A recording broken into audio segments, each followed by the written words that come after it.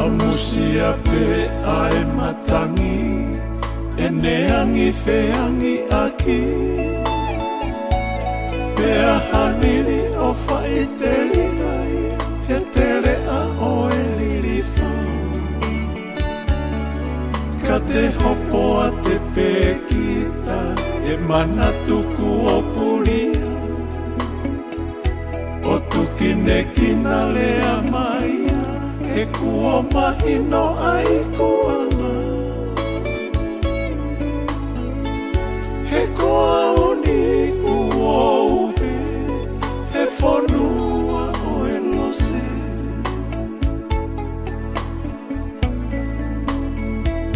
he kua mawhuri ai kaniwa he tua po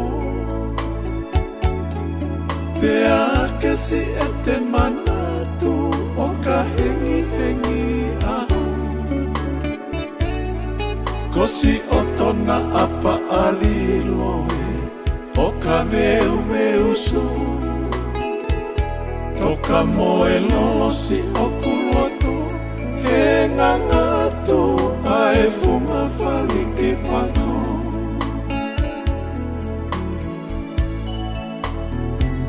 Wisa he mamahi he koe makani na te kina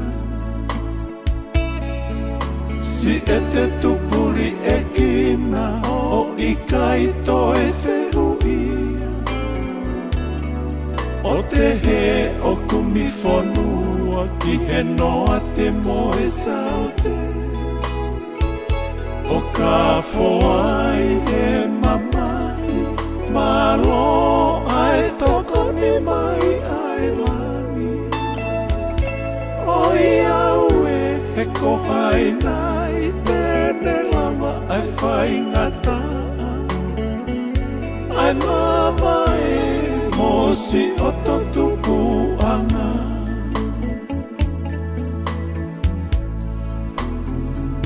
Pehe ange mai koha me ake whetongi toto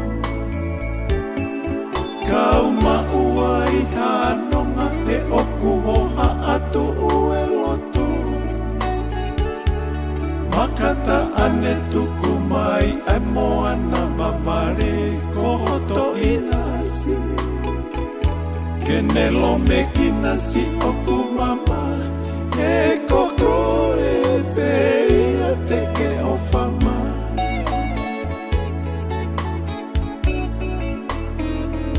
Vai kopuna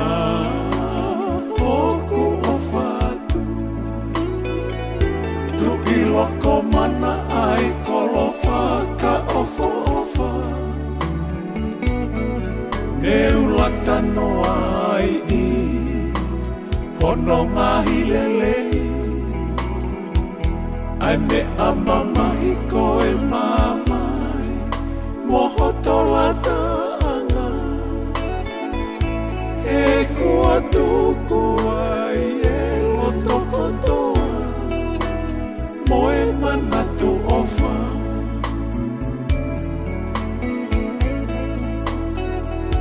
Isa hoto pare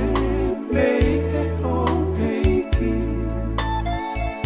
Koe ka whamoe pine ka walahi kilu i mo una Ke te whakahoko whatongia a kike sia si moe whonu Where ae to a moe matapa Ko whatunga koa Moe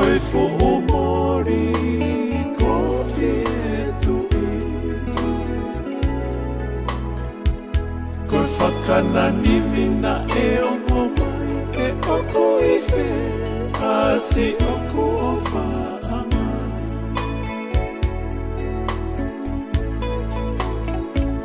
Tuku mai a ke mawhoki o whekumi ki he otu ki ne kina.